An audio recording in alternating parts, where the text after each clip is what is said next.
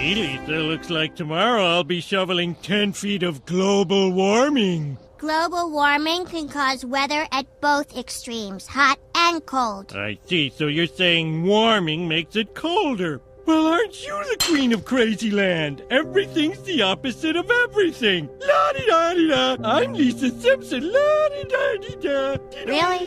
Really? All right.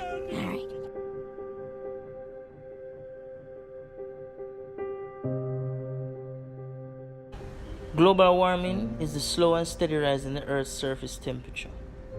Temperatures today are 0.74 degrees Celsius and 1.33 degrees Fahrenheit, higher than 150 years ago.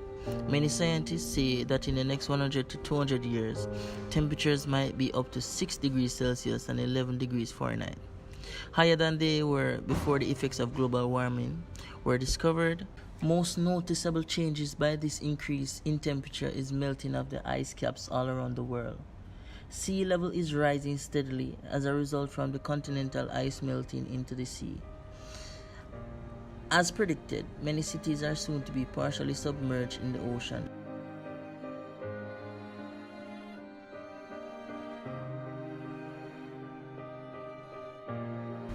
Causes of global warming: burning of fossil fuel, deforestation, greenhouse gas emissions. For 2.5 million years, the Earth's climate has fluctuated, cycling from ice ages to warmer periods. But in the last century, the planet's temperature has risen unusually fast, about 1.2 to 1.4 degrees Fahrenheit. Scientists believe it's human activity that's driving the temperatures up, a process known as global warming. Ever since the Industrial Revolution began, factories, power plants, and eventually cars have burned fossil fuels such as oil and coal, releasing huge amounts of carbon dioxide and other gases into the atmosphere. These greenhouse gases trap heat near the Earth through a naturally occurring process called the greenhouse effect. The greenhouse effect begins with the sun and the energy it radiates to the Earth. The Earth and the atmosphere absorb some of this energy, while the rest is radiated back into space. Naturally occurring gases in the atmosphere trap some of this energy and reflect it back, warming the Earth.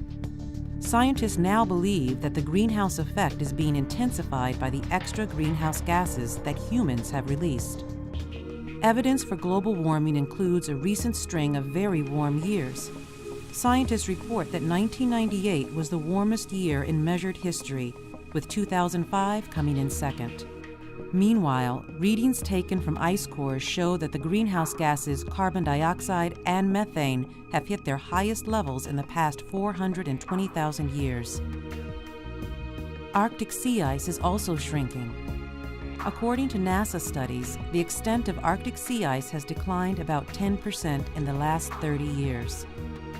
As long as industrialized nations consume energy and developing countries increase their fossil fuel consumption, the concentration of greenhouse gases in the atmosphere will continue to rise. Researchers predict that temperatures will increase about 2 to 10 degrees Fahrenheit by the end of the century. What's less certain is what rising temperatures mean for the planet. Some climate models predict subtle changes. Others forecast rising sea levels which could flood coastal areas around the world. Weather patterns could change, making hurricanes more frequent. Severe droughts could become more common in warm areas, and species unable to adapt to the changing conditions would face extinction.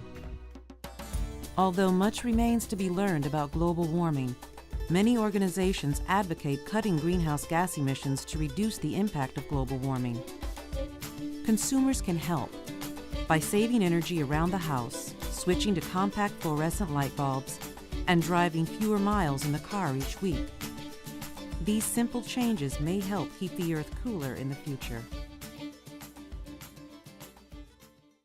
Solutions to global warming includes recycling, reduced contribution of greenhouse gases to the atmosphere, and reduced deforestation.